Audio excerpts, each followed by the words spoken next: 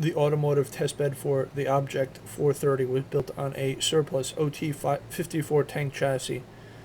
The initial configuration used larger road wheels in the first and last stations, a practice abandoned in later designs.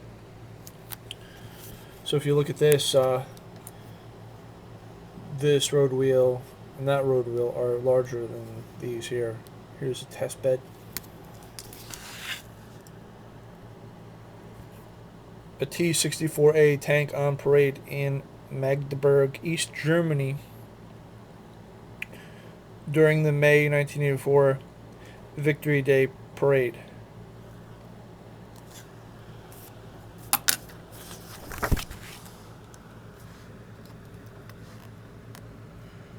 The Object 430 turret accommodated a traditional three-man crew with the 100mm D-54TS gun.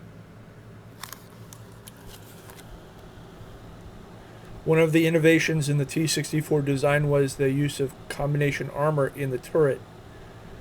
The original configuration seen in this Soviet illustration consisted of ceramic balls cast inside the turret armor. Difficulties in maintaining the shape of the matrix led to its abandonment in favor of a cast aluminum cavity in the later production tanks. That's pretty cool.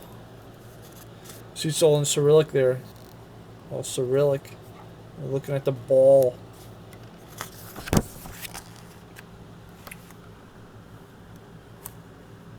T-64 medium tank, Object 432.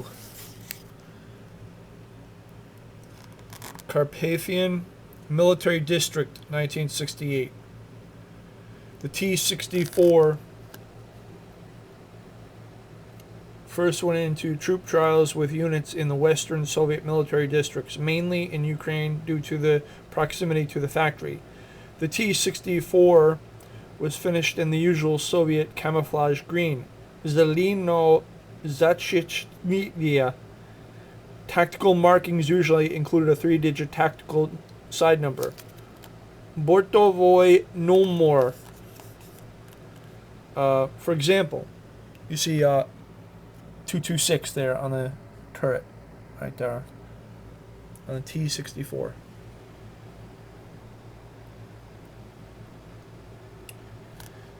The Soviet numbering practice was deliberately non-standard and varied from division to division. The two most common patterns were to use the numbers in the sequence battalion and company and tank, or company and tank number, parentheses, 2 digits, unparentheses. This marking pattern is unusual with an added 2 on the turret front,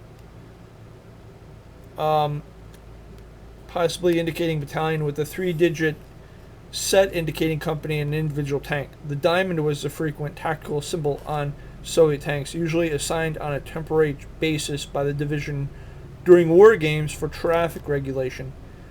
In some cases, the division would select a simple geometric shape, and additional numbers or symbols would be added inside to distinguish subunits. So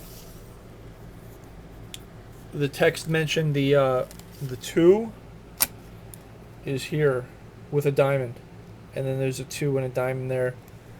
And if you look back up here, there's a 2 and a diamond right there.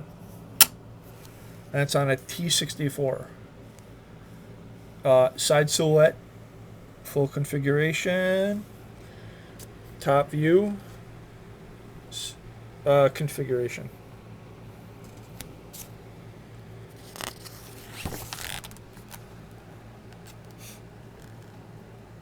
The Object 435 was the first attempt to mount the 115mm gun in the Object 430.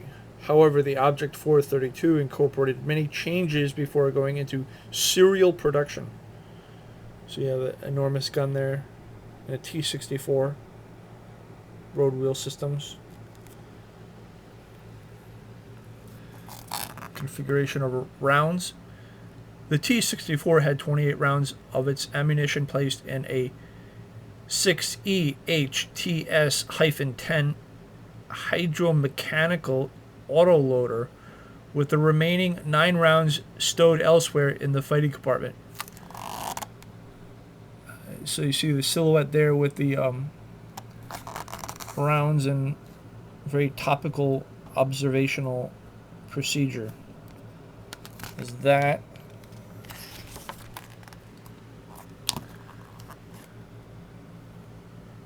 there's this object 775 Kubinka NIIBT Polygon Moscow region 1964.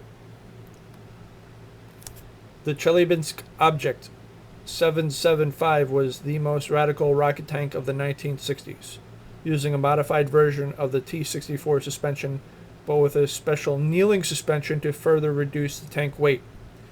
It was one of Khrushchev's follies, a concept at the bleeding edge of technology and not practical in either technical or tactical terms.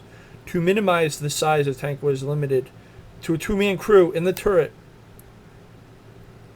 with the driver sitting in a rotating seat and the commander doubling as the gunner. The smoothbore weapon could fire either the Rubin guided anti-tank missile or the Burr high-explosive rocket projectile. Overhead view of the Object 775 Kubinka Polygon. Seems to have a pretty short gun there. Here's a silhouette view again. So full component there. Very low turret set. Nice equilateral hull. Evenly spaced road wheels. Looks like a rear drive sprocket. Front idler.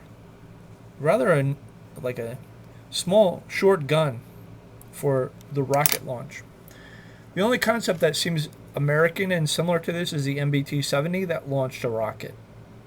And that was a concept worked on by the Germans and the United States together. But I guess missiles and tanks don't really merge together very comfortably.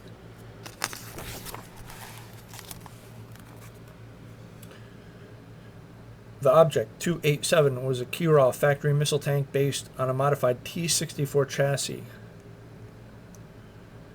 The basic version used a retractable launcher for the Typhoon Guided Anti-Tank Missile, TAIFUN, Guided Anti-Tank Missile, as in the inset photo showing the missile with its fins deployed.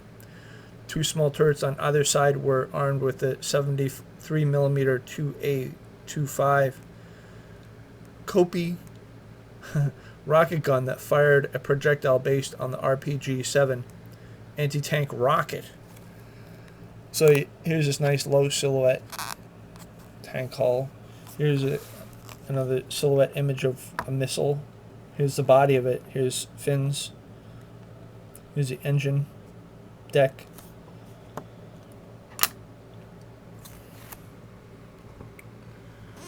Cross section of T-64 medium tank. Here's a nice view of one of the serial production T-64 tanks armed with the 115mm D68TS gun. Aside from the gun, these tanks can be distinguished from later variants by the armored splash strip on the Glacus plate and the early stowage configuration without anti-aircraft machine gun and with the OPVT snorkel stowed on the rear engine deck. Very nice. See it splashing. And that's the end of this production, T-64, medium battle tank of Russia.